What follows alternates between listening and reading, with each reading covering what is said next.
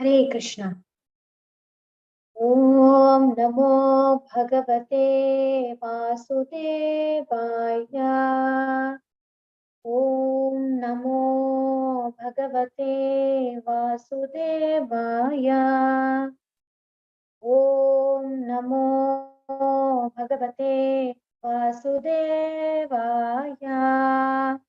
Om Ajnanatimirandasya Jnananjanashalakaya Chakshurunmilitam Jena Tasmai Shri Gurave Namaha. Mukhakaroti Vachalam Pangoram Gayategi Yatkripatamaham Mande Shri Guru Dinataranam Paramananda Madhavam Shri Chaitanya Ishwaram. Namo Vishnu Padaya Krishna Prasthaya Bhutale Srimati Jayavadaka Swamini Namine Mahacharya Padaya Nitai Karpapradayane Gaurakata Dhamadaya Nagaragramatharine. Namo Vishnu Padaya Krishna Prasthaya Bhutale Srimate Bhaktivedanta Swaminiti Namine Namaste Saraswati Devi Gauravani Pracharane Nirvishesha Shunyavadi Paschatya Deshatarane Jaya Shri Krishna Chaitanya Prabhu Nityananda Shri Advaita Gadadhara Srivasadi Gaura Bhakta Vrinda. Hare Krishna Vaishnavis. Hope you're all doing well. We are studying from Bhagavad Gita chapter 2. Specifically, these two verses we'll be focusing on. One is text 39 and 40. I'm gonna just quickly read 39 and 40. My video will be off because I need to look at this verse. Text 39. Thus far I have described, this is Krishna speaking. Thus far I have described this knowledge to you through analytical study. Now listen as I explain it in terms of working without fruitive results. O son of Pritha, when you can act in such knowledge, you can free yourself from bondage of works. Text 40. In this endeavor, there is no loss or diminution, and a little advancement on this path can protect one from the most dangerous type of fear. And today's theme is very interesting theme. Thank you, Vilas Manjari. Vilas Manjari, I was discussing something with her, and then this sprung up, and this topic about giving our power to somebody else, other people, etc. And instead, what do we need to do is hand it over to Krishna, so that there's a topic that's relevant. These verses. What happens is that Krishna, in the beginning, when Krishna, Hare Krishna Deepa, Hare Krishna Vilas Sanjay. Hare Krishna Radha Govinda. So Hare Krishna. Arjuna was quite how do you call it? Not just powerless. He was giving his power to the enemies. He was actually considering, oh, Bhishma, oh, Drona, oh, how can I kill my cousins? Oh, so he was so concerned about being loved by everybody, accepted by everybody. And then he couldn't imagine behaving in a way that was actually his duty, but he wasn't able to do that duty. He wasn't able to think intelligently, but rather he was thinking codependently, thinking of he gave his power. So in this verse, what we read, 39 and 40, first, through Jnana, Krishna told Arjuna, come on, you need to understand who you are, what is killing and all that. And then he says, and then he is explaining in terms of working without fruitive results. Then Krishna trying to tell Arjuna, think of your duty, fight in action, do your part, keep your side of the road clean. Don't just sit there and say, oh, because of Duryodhana this happened, oh, because of Dronacharya, oh, because don't do that. Just act. Then you can free yourself from the bondage of works. In other words, it's very intriguing that the way to get free from bondage of work is to work. The way to get liberated from whatever we need to do is to do things. So the secret behind what Krishna gave Arjuna that helped Arjuna change was the motivation. Am I trying to do this action? Am I fighting this action to enjoy the result? Oh, I have these two verses from Gita I need to bring up in a second. Am I doing this to feel good, to feel happy? Or am I doing it out of sense of duty and I'm not planning to enjoy the results and I'm not going to lament about the consequences? I'm not going to give my power to people. Like today I was discussing with a friend how there are a lot of people, there may be some people, the truth is some people, there may be some people in our life that don't encourage us, those who discourage us, those who complain about us, those who pick mistakes that we do. And it's a fact of life. And sometimes they may be completely wrong. They may be misunderstanding us. But sometimes there's a large amount of truth to what they're saying. And at the same time, how much power are we giving to people who don't know us? How much power am I giving to people who don't believe in me, don't encourage me, don't love me? And how honest I am to look at people that love me in my life. Am I looking at half glass empty or half glass full?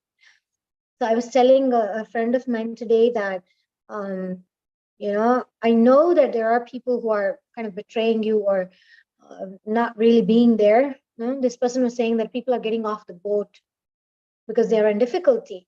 And I said, it's a good thing because now is the time to realize who are really your friends. And another thing is also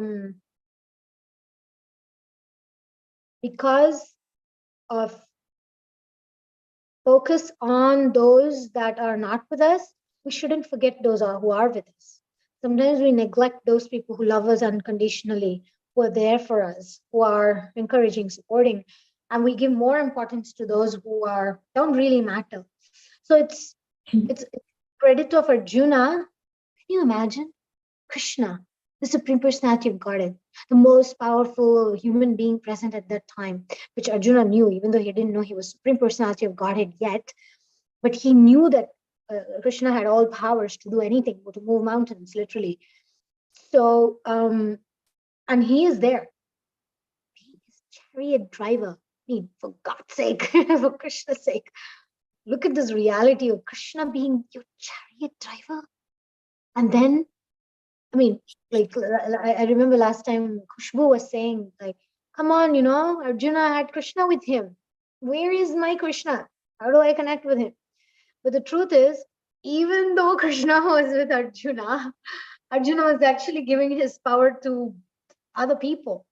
So it was not easy. It's not easy for us because sometimes these people may be representatives of our gurus, representatives of God in our life, our parents, authority figures, husband, those people that are supposed to protect us, nourish us, give us shelter. And those are the very same people who may be squashing our enthusiasm. That's the time to help ourselves.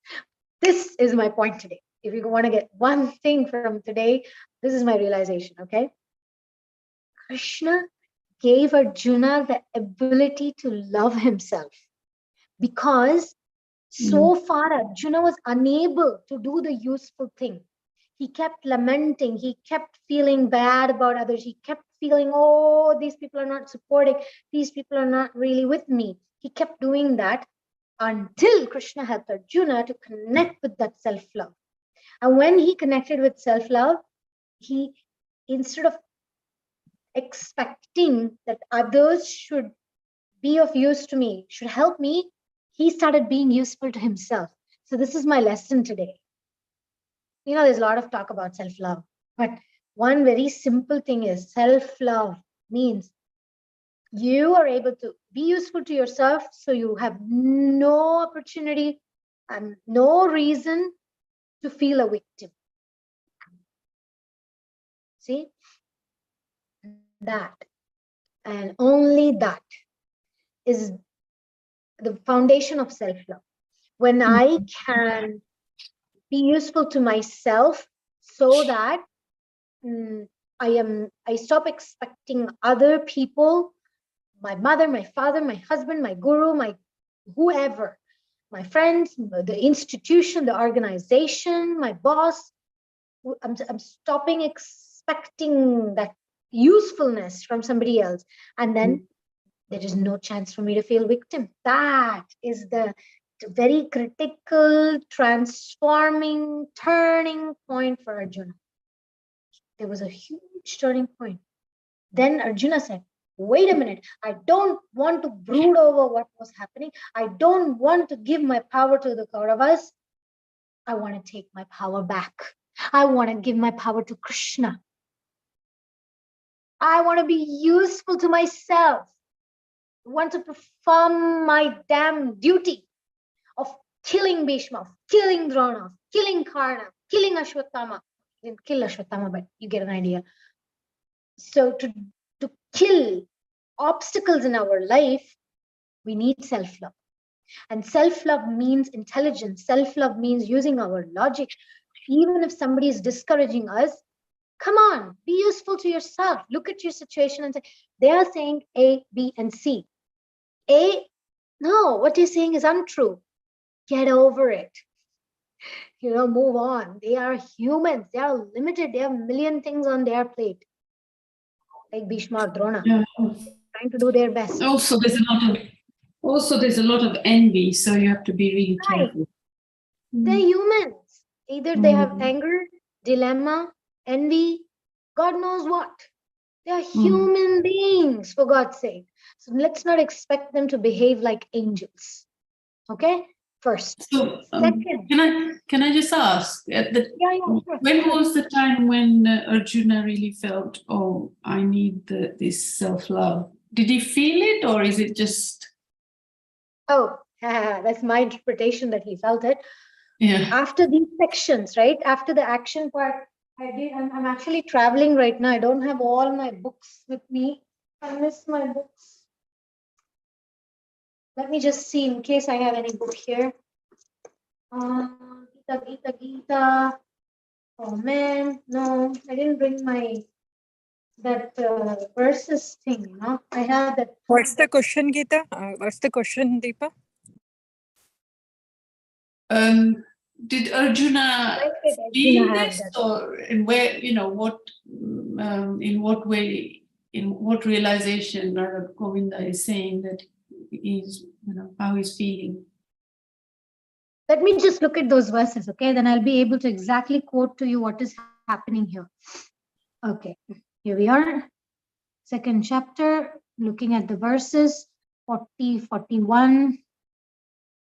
So, Krishna say, I really love this verse. I want to keep it for Tuesday. I'm not touching that today so much. The text 41, he says, those who are on this path are resolute in purpose and their aim is one.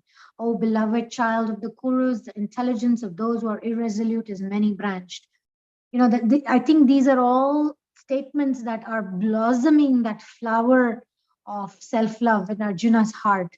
He's becoming, one aim, one Ekeha Kurunandana.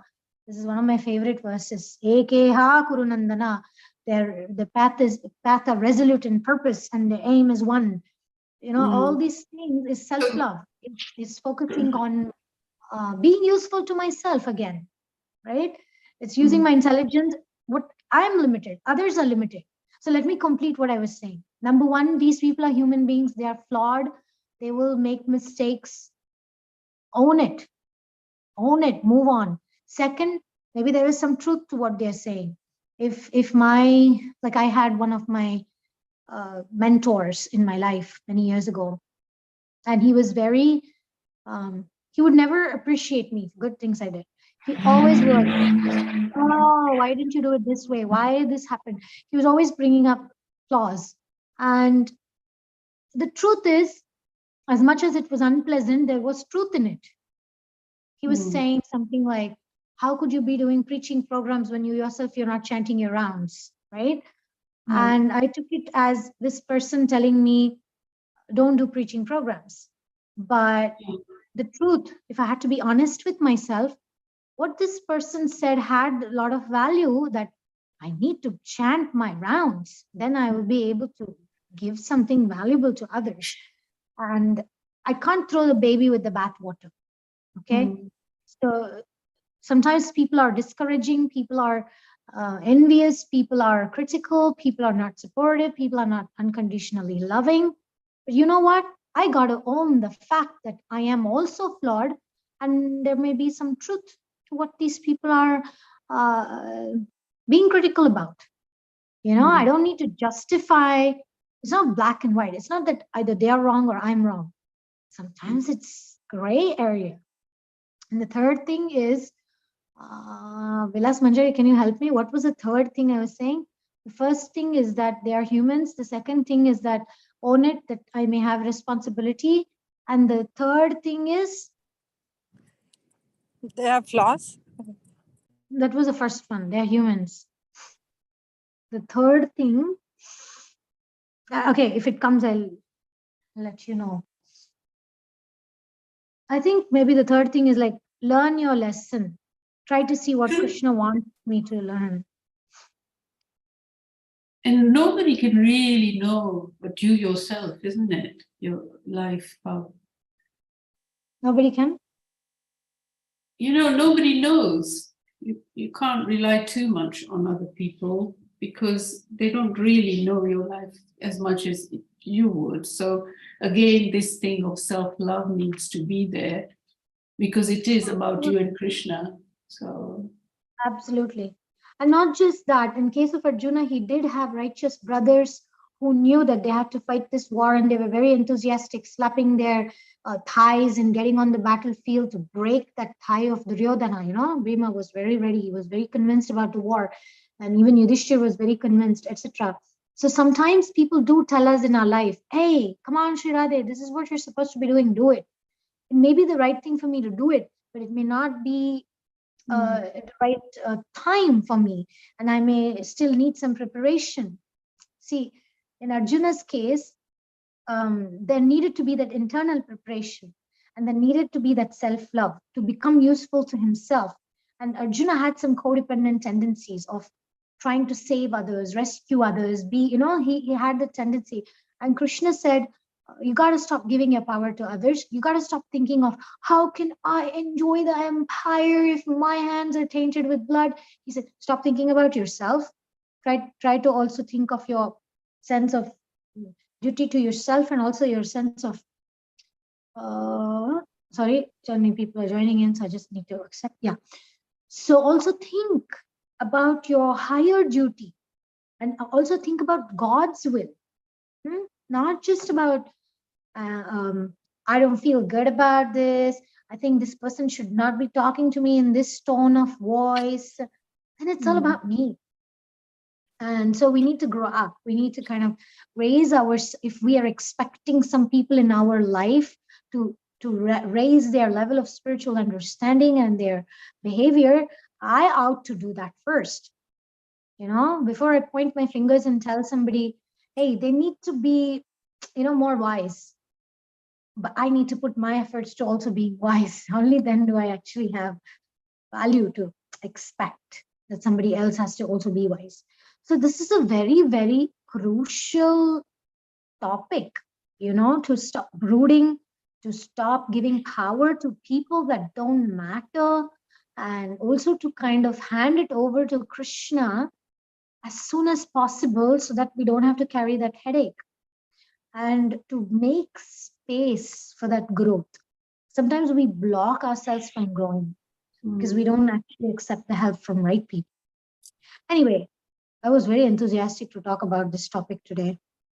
And yeah, any questions? I've just got a comment. Yeah. Brooding, when I read it just now, I thought brooding is so much about self-pity, isn't it? Absolutely. Absolutely. Brooding is about self-pity. And that kind of really takes you to despair, because once you go on a pity party, that's it, it's over. I mean, it's easy to say that, but it's very hard.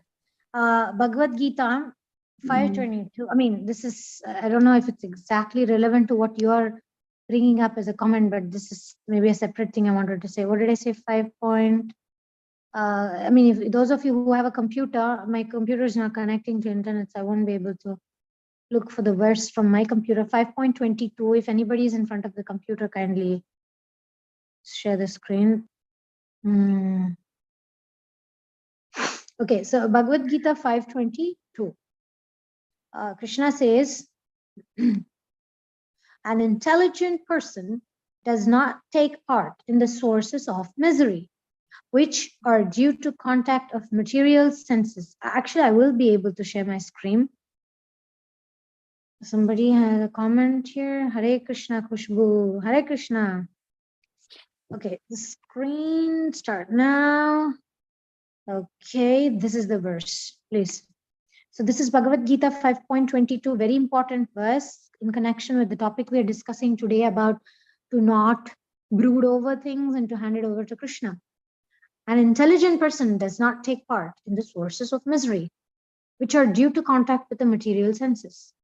O son of Kunti, such pleasures have a beginning and an end, and so the wise man does not delight in them. This, I really like this verse. Material sense pleasures are due to contact of the material senses, which are all temporary because the body itself is temporary. Okay, so let's look at this verse and reflect upon the topic today. When I'm brooding over something, I'm brooding over it because I'm taking part in the sources of thing. Oh, somebody told me something, it's not pleasant to me to hear. And it's due to the contact with material senses, it says here. If we are intelligent, we are not going to take part in that misery because we know that this is not my real sense of identity, like Krishna is speaking about in these verses where, what was that, 11? Like 11, no, 30 onwards. The verses from 30, between 30 and 40, 31, 32 to 40 verses, he is speaking about the action-based fight. And in order to act without expectation of results, we need to go beyond that brooding, the sense of poor me, pity me, stop taking part in that misery, stop feeling like a victim, stop brooding over things, adopt self-love, and come to that point of handing it over to Krishna and not carry that load and feel like a victim and keep going into tamaguna, but understand that with the intelligence given by Krishna, understand that I don't want to take part in the sources of misery because the sources of misery is coming from contact due to with the contact with material senses. So, and that misery, it has an end and it has a beginning and it has an end. And this means also that if I'm, okay, let me stop sharing the screen here. Here we are, stop sharing. So this also means if I become excited, wow, today we have 16 people attending Gita Connection. then what happens is if on Tuesday there are only 6 people, and then that is going to cause me misery. Why? Because it is something that I'm experiencing through my senses due to the contact with material senses, right? I'm going to feel excited that we have 16 people or 60 people or 600 people or 6,000 people or 60,000 people, 6 million people. If I take part in that pleasure, which is coming from due to contact with material senses, I am certain to experience the misery when I have only 6 people in Gita Connection.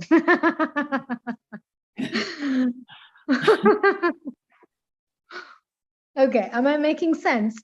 Oh yes, lots of sense. I used to know a priest, and when he used to do the recital, when there's a few people, he'd kind of just lose it. And I say to him, no, don't be like that, because it's quality that even if you have 2 really good, that's quality. But I know what you're saying, because when there was lots of people, he would be really glowing, Yeah, I mean, it could be people, it could be praises. If Deepa tells me today, Shri Radha Govinda, you spoke very nicely today. So if I get very elated, if I get in touch with that contact with material senses, that makes me feel that I'm worthy, I'm valuable because of somebody telling me something. If I attach my sense of self-worth, my sense of joy to that experience, which is because of contact with material senses, tomorrow when Deepa doesn't say that to me, or she says, Radha Govinda, you could have done better today, you know, then there is misery. So it could be a number of people that we expect. It could be people who encourage us or discourage us in our attachment to that. It could be anything that we get in touch with material senses. Okay, contact with material senses is the key word here. Yeah. Yehi samsparshaja bhoga dukkayonaya evate adyantavanta kaunteya nate shuramate buddhaha. So it's like we have to remind these things to ourselves and to each other. You know, wake up, wake up. Yeah. Anything else? Deepa disappeared. Anybody else?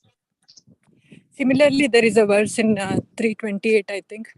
Tattva Vittu Okay, let me Mahabaho. open it. Okay, let me show you. Wait, 320? 28. 328. Opening. Yeah. Just a second. It's a positive side of what you shared. Thank you. Thank you. Very relevant. I like that. I'm just sharing the screen. I'm sharing the verse. Here it goes. Tattavittu mahabaho gunakarma vibhagayo gunaguneshu vartanta iti matva na sajjate. One who is in knowledge of the absolute truth, Almighty Young, does not engage himself in the senses and sense gratification, knowing well the differences between work and devotion and work for fruitive result. Beautiful, beautiful, absolutely relevant. Yeah, so the key here is does not engage himself in the senses and sense gratification. Oof. So the idea is we do not brood over, we don't fall into the trap of, oh, why this happened, why that happened, why this person didn't support me. You know, since I started Gita Connection, something very interesting has been happening, that every time I'm supposed to focus on a topic, at least 2-3 people bring up issues exactly relating to the verses that we are discussing. So it happened to me today with like 2 different friends. The same topic was brought up. And then I said, okay, this should be the theme for today. There's another verse I want to share with you. It's verse number 1838. Okay, let me just show it to you and read it. This is very, very beautiful verse.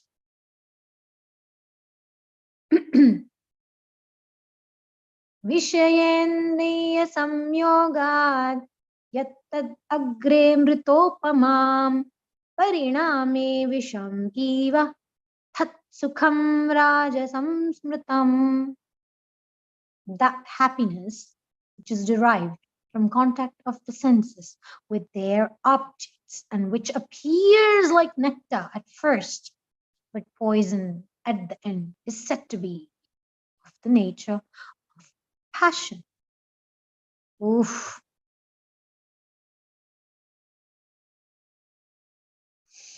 So Prabhupada gives an example here about a young man and a young woman. They meet and then senses drive a young man to see her, to touch her, to have sexual intercourse. In the beginning, this may be very pleasing to the senses, but at the end or after some time, it becomes just like poison. They're separated or there is divorce, there's lamentation, there's sorrow. So such happiness is always in the mode of passion. Happiness derived from the combination of the senses and sense objects is always a cause of distress and should be avoided by all means.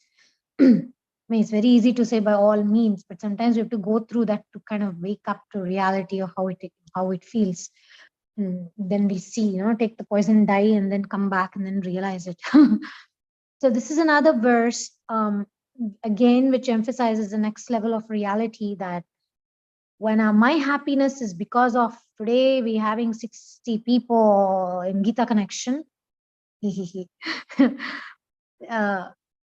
then because of the contact with senses, it feels good today. But then when things don't work out as I want, then there is disappointment. There is pain. There is misery. Okay?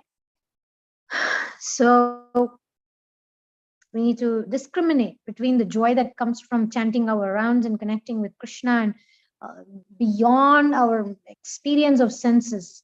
But we are experiencing heart connection, soul connection when we dance in Kirtan, when we chant our rounds, when we visit a temple, when we meet devotees. There's a sense of happiness that comes not as a result of being in touch with this sense objects and something that is giving us some sense pleasure, but it is coming from something deep. So discriminating between that and the other thing, like not attaching our sense of self-worth and self-value. Oh, everybody should like me. Anybody doesn't like me, it's so painful. It's so painful, I'm telling you. Because I have this problem. I want to be liked by everybody. So sometimes I hold myself back and saying things in the class that I really want to say because I'm afraid of displeasing some people. And then I'm not performing my duty. But according to Krishna, he says, I should act according to my nature. I should do my duty, and I will not be tainted by mistakes, like that. But because of that anartha of wanting to be liked by everybody, I may escape from certain duties and I may not do it. And then I incur the sin of not utilizing my nature and my talents in the right way. Why? All because I am not focused on pleasing Krishna. My motivation is my image. My motivation is, yes, Vilas Manjari, thank you. That's absolutely a good verse as well. Matra sparshastu kaunteya sitoshna sukha dukkada agama payin nityasam stitikshasva bharata. That's also a very good verse.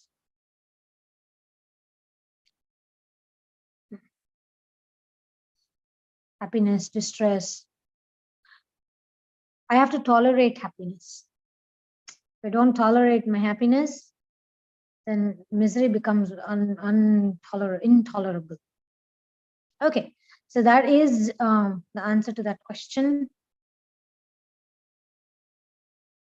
Anything else? Somebody's saying something in the chat. Yeah, indriyasya indriyartha, yeah, raga dvesha vyavasthita. Also, liking and disliking, raga and dvesha. Raga means I like this, dvesha means I don't like this. I like when there are a lot of people in my class. I dislike when there are no people in my class. So when I get attached to that, I like, I don't like, then I am not doing justice to my duty, and I'm not advancing towards my connection with Krishna, towards my connection with the instructions of the Gita. Okay, thank you. Any other comment, any other questions? We have newcomers today. Malini, welcome, and Charulata, thank you for coming. You're welcome. And if you have any comments or questions, we're discussing the second chapter of Bhagavad Gita.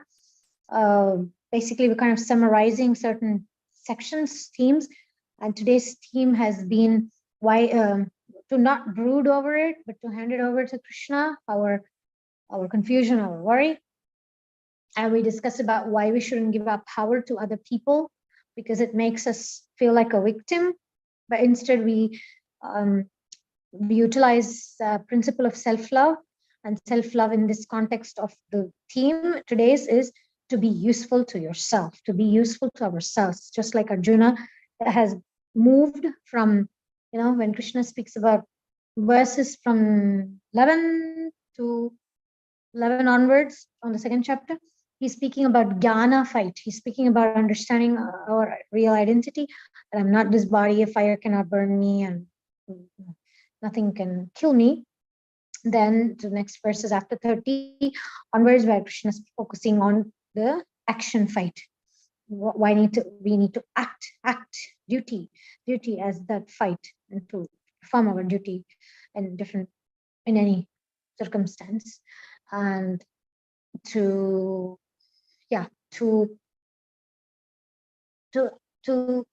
be useful to myself, meaning to help myself before expecting other people to help me, and to not just sit there feeling why these people didn't do this for me, why they didn't do that for me. I help myself. That's self-love. That's a real proper understanding of self-love according to Bhagavad Gita sections here. All right. Anything else? Jo nityah shashvatoyam pranam nahanyate hanyamane sharire. Yeah, that's the beginning. Malini says, text 41. Sri Narada said, O pious king, do not lament for anyone, for everyone is under the control of the Supreme Lord. Therefore, all living beings and their leaders carry on worship to be well protected. It is he only who brings them together and disperses them. Beautiful. Yeah. Do not lament for anyone. Same what Krishna says in the second chapter. Don't lament. There's no point of lamentation. This is verses 11 to 30. He says there's no point, even if this is a only life, there's nothing to lament. And if they're going to go have a next life, then why are you lamenting for the body? Don't lament. And also sometimes we think I'm under control, but actually Krishna is under control. Sometimes we fear that, oh, this person did this. What if they do that? We become very worried. But actually Krishna is in control. Okay. It is tough to recognize that my distress is due to sense perception when I'm actually under distress. So true. Yeah. So how do we deal with that? Well, you saying this is already like a huge step, because this is intelligence. Sometimes we remind our friends when they are in distress, because when we are in distress, we disconnect from intelligence and we focus on our feelings. So we remind each other, hey, hello, don't focus on your feelings. Don't think icha, dvesha, samutrena, dvandva, mohena, bharata. Don't get into this. I like, I don't like. Look at it from a real perspective. Look at it willingly to improve. Look at it with honesty. Look at it with selflessness. We remind our friends, and as a favor, they take revenge. When we are down, they remind us of the same thing. They say, hey, when last time I was struggling, you told me, don't be selfish. You told me to be honest. You told me to be open. So you better do the same thing. It actually recently happened to me. On a Sunday, we had actually a presentation about, not presentation, the topic was about, not this Sunday, last Sunday. We have Krishna Connection meetings, and the topic was about dealing with relatives. So in the meeting, I did express how I had challenges with my parents and to accept that my parents loved me. And then later on, one of my friends with the Krishna Connection friends reminded me and was preaching to me the same things that I would tell this person when she was in whatever lamentation or unable to accept love. So she reminded me of those things and said, no, there must be efforts from your parents that they did do it. Don't just see half glass empty, see the half glass full. So it's good to surround ourselves with people that remind us of these principles. And in one word, association, sadhu sangha. So when we are in sadhu sangha, we are constantly reminded of the difference between what's that verse in Bhagavatam? The illusion and, oh my God. Let me just look at the verse book. Okay.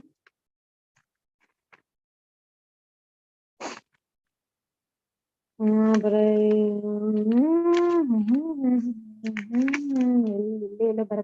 is that?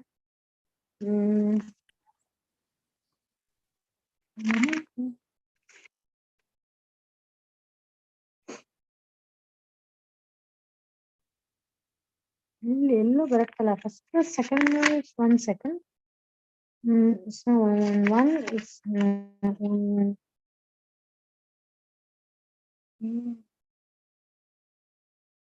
Dharma Projita Kaitavotra, no.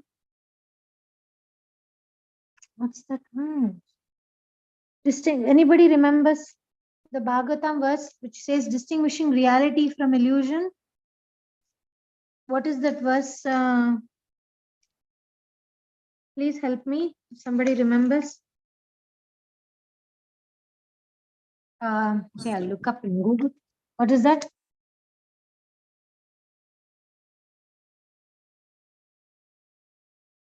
Reality from illusion. Just now coming. Bhagavatam.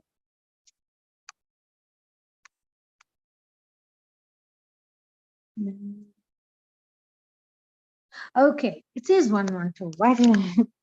Dharma Projita Kaitavotra Paramo Nirmatsaranam Satam Vedyam Vastavam Matra Vastu Shivadam Tapatrayonmulanam Srimad Bhagavate Mahamuni Krite Kimba Parairishvara. So the verses here is Vedyam Vastavam Atra Vastu Shivadam. Vedyam means understandable, Vastavam, factual. So to understand factual versus illusion. So we need association of devotees to distinguish what is illusion and what is reality, so that we don't brood, we don't lament, we don't stay in tamoguna, we don't keep feeling victim. Nobody loves me, I am this, everybody is unjust to me. We don't remain there. We get our backside up, go work, do our karma, we have do our dharma, do our duties. Yeah, thank you. Okay, if we don't have any other questions, we can end here. Oh, I have a question. Is that okay? Please, go ahead. Yeah, go ahead, Malini. Thank you.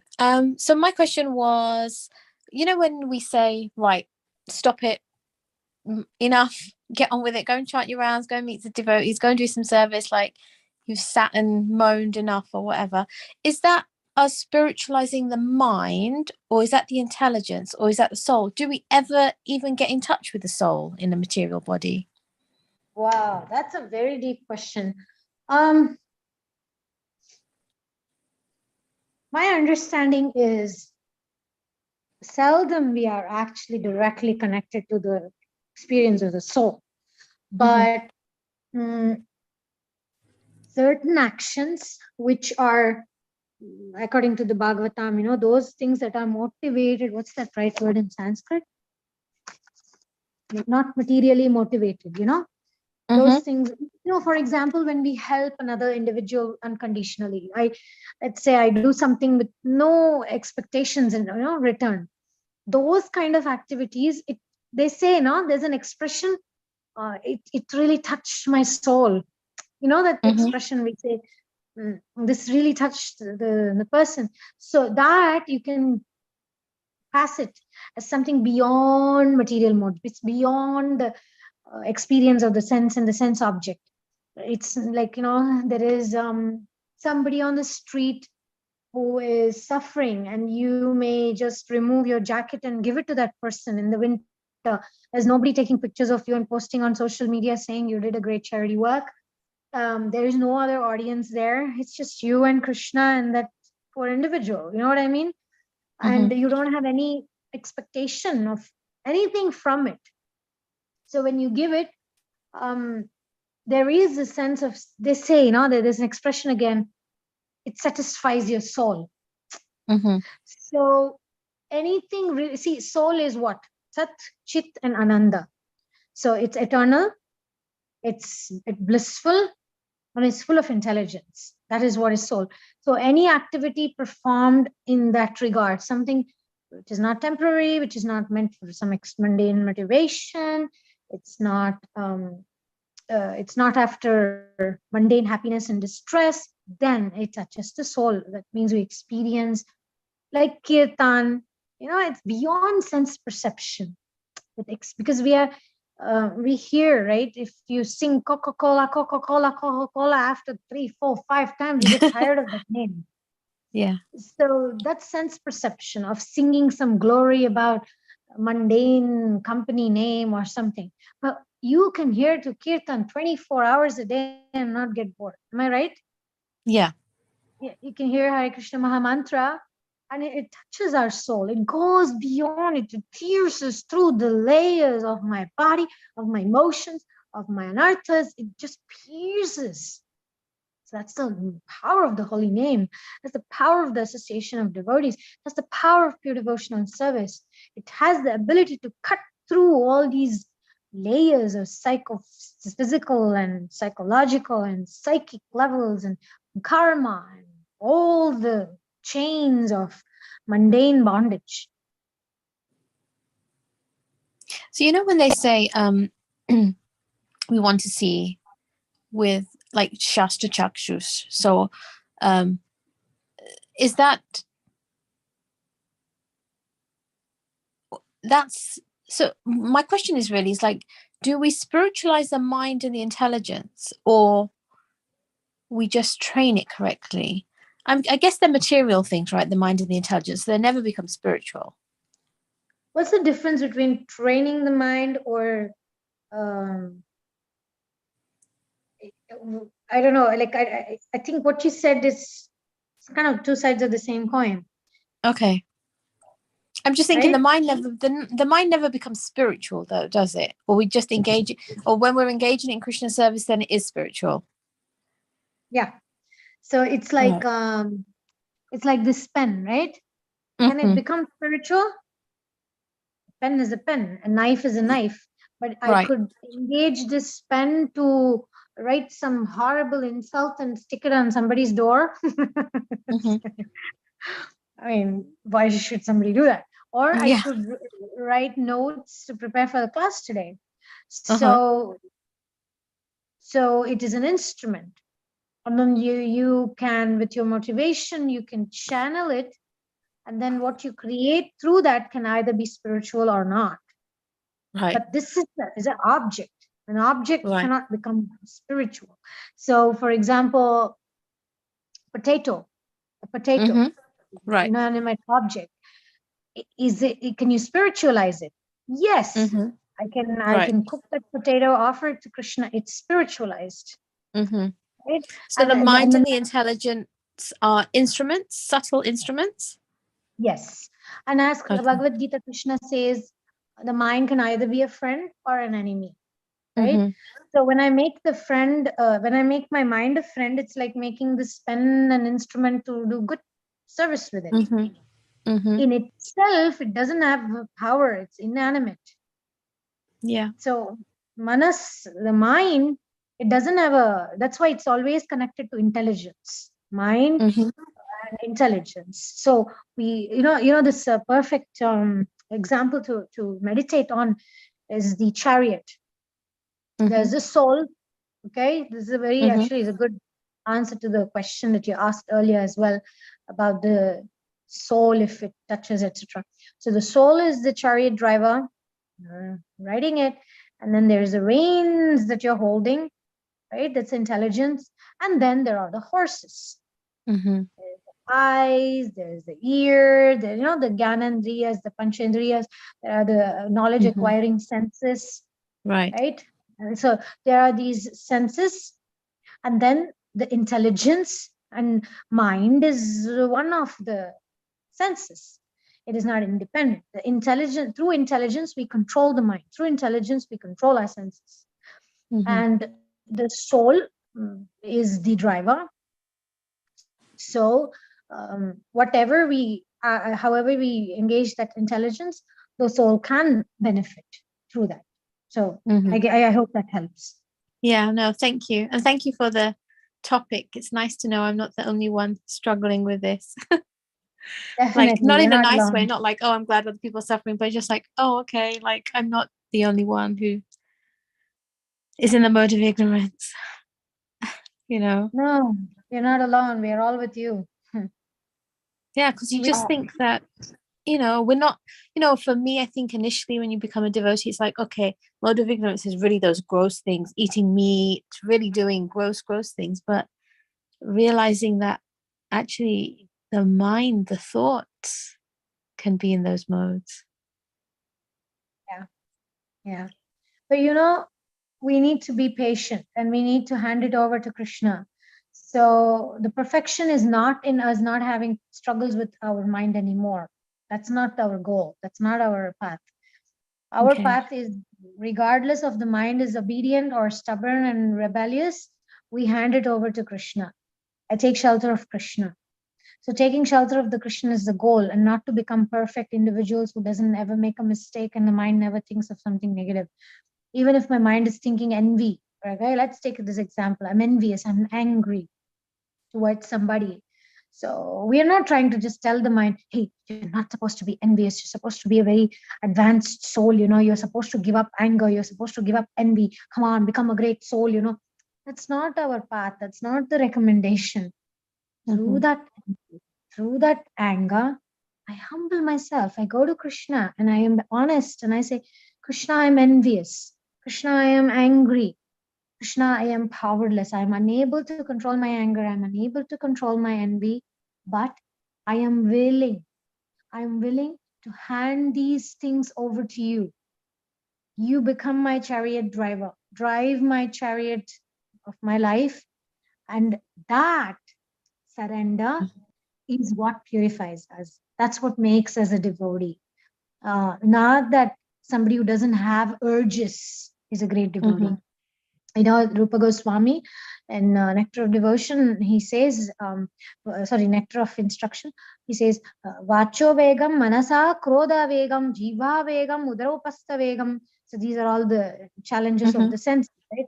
He says, I have problem controlling the Tongue, speech. yeah. Vacho Vegam, controlling our speech. Manasa, Krodha Vegam. See, the second thing itself is the mind, controlling the mind. And then controlling the tongue and controlling the belly, right? All these senses. It says Vegam. What does Vegam mean? Vegam means the urge. He doesn't say what the verse says, Vacho Vagam Manasa, Krodha Vegam, Jiva Vegam, Udarapasta Vegam, Etan Veganyo Vishaheta Dira, Sarvam Prithivimam Sarvam Prithivimsam Sishyat. The verse says, those who were able to, they control these urges of all the senses, they can make disciples all over the world. So it doesn't say those who are free from urges. Okay. That's not the point. So we shouldn't condemn ourselves when we have these urges, when we have these weaknesses. Actually, these weaknesses are the very thing which helps us to surrender to Krishna. Because if I'm perfect, I'm not making a mistake, I remember the verses and I'm always very nice, very kind, there's always the anartha of pride that will take over me. And I will start feeling, it's a sin of pride, as they say. I will never surrender to Krishna. Only in the face of difficulty, and they say, Sankatadalli Venkataramana. Means when I'm in great difficulty, then I am completely able to and willing to surrender to the Lord. So we don't condemn our challenges, our character defects. We actually take these as a stepping stone to connect to Krishna. That's why we have these programs on Sundays and Fridays, Krishna Connection, where we talk about these weaknesses we have and how to connect to Krishna. And we have these Gita Connection. So through the vision of Gita, we have a transformative approach to looking at our anarthas honestly, willingly, and then, like you said rightly, to channel them, to direct them in the right direction. And what is the right direction? Krishna. We direct them to Krishna. And then he gives us what we say, Karuna Kavacha. He gives us the shield of grace and mercy. Because if I can't win over anger by myself, unless Krishna gives me that shield, I can come to always. Okay, so that is. Radha Govinda, what you just said, the last bit in there, just shows, the importance of self-love. Yeah. Until Yes, you have Khushbu. self-love, you can't. No. So Until we have self-love, we cannot actually be of use to others. Yeah, we can't move on. Yeah. Yes, Dr. Kushbu, we are listening. Hare Krishna. I just want to just ask that if, whether I understood today's topic or not. Handing over our emotions and everything to Krishna means that whatever confusion or whatever emotion I'm feeling, I should hand it over to Krishna and then just forget about it. Can you give me an Because example? it's What not that kind? easy for me. Of course, it's not easy for any of us. Because again, okay. I keep on thinking, and maybe I think that I was like, even I said everything to Krishna, then again I think that is Krishna is doing something. But it's really so easy to hand it over. But it's easy to accept, but then we keep looking over it, isn't it? Or it happens with me only. No, dear, it happens with all of us. Krishna says abhyasa, he says by practice, we can train our mind to think differently. Yes, ideally, we hand it over to Krishna. I go and say, Krishna, I'm feeling this way. I'm feeling so much anger towards this person. And then we give it to Krishna. Obviously, it's not that we are in control, that, yes, now I'm able to control my anger. It's up to Krishna. He may still make us feel that anger. And there's, that's up to him. But by practicing, let's say I have to make a decision. Like today, I had to make a decision. I'm in Kolkata, and today was some huge rally and politics and crowd and strikes, whatever in the city. I was supposed to go back to Mayapur, and I had to make a decision early in the morning. Should I go today or should I stay back here and go tomorrow? Right. So the obsessive thinking didn't let me sleep. I was thinking, what should I do? What should I do? And then at one point I said, Krishna, I am confused if I should go or not. You please help me. Then I said, I picked up my bead bag and I said, I'm going to just chant. Then at the end of chanting, Krishna will give me that clarity. I hope. I hope Krishna gives me that clarity. So sometimes what it means to hand it over to Krishna means I will engage myself and my senses in doing something that is in my control. I'm confused about a decision. I can't bring clarity by force. But what I can do is take shelter of the holy name, chant, so like that. Does it make sense?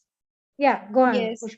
I think that the practice that we should first start saying and praying and admitting our mistakes or confusion, whatever we have in front of Krishna. And I think Krishna knows, I think, better that are we really surrendered to him? Are we really dependent on him? And when it's actually there, then I think we get the answers. Am I correct? Because we can't, I think, at least I can tell that, yes, I am now surrendered to you, Krishna, because I think that part only Krishna knows. Because saying is something and feeling is something. Yeah, no, I agree. Yes, please, Vilas Manjari. The answer is not immediate. I've been associating with you, Shri Radha Govinda, since last few years, and I have been practicing this, and it needs a lot of patience. And as you said, Krishna may want us to just live through those emotions for which we handed over to him, and then it's not immediate. The thing is, like, we demand to know, as if I'm the God. Like, there is some sense of demanding the answer, and by that way it doesn't work. And I remember you sharing your own experience, Zoom call Sunday, that you wrote somebody's dog is barking. Mute it, please. Yeah, you handed over your emotions to Krishna in journaling, and then after some time you got the answers after like many days, and then you wrote that too. So just want to share, it's usually not immediate. Yeah, but it could be immediate also. But the idea is it's up to Krishna. We are only eligible to that prayer and performance of our devotional service, but we cannot demand that tonight I should get that clarity, or tomorrow. Sometimes it happens, right? Should I marry this guy or not? If I don't say yes, then tomorrow somebody else may say yes. Moments like this can happen, or with job or with some other service. We are sometimes forced and pushed to make decisions on the spot, and it's not easy sometimes. So what we do is we sleep on it, literally. We let our emotions connect to Krishna. The idea is not clarity. I mean, the goal is not that I have to be confident and clear. No, the goal is I must stay connected to Krishna.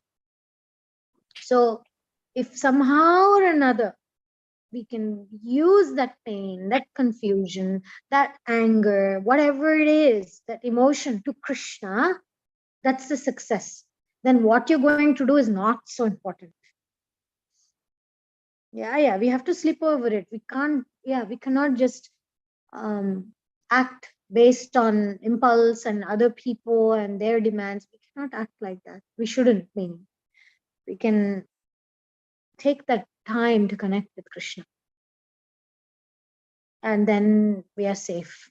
Thank you. All right, ladies, thank you so much for your attention, and Bhagavad Gita ki jai, Shri Krishna Paramatma ki jai, Jai. Srila Great, thank Prabhupada you. ki jai. Jai. All of you ki jai. Shri Radha Krishna ki jai. All of us ki jai. Thank you. Kripasindhu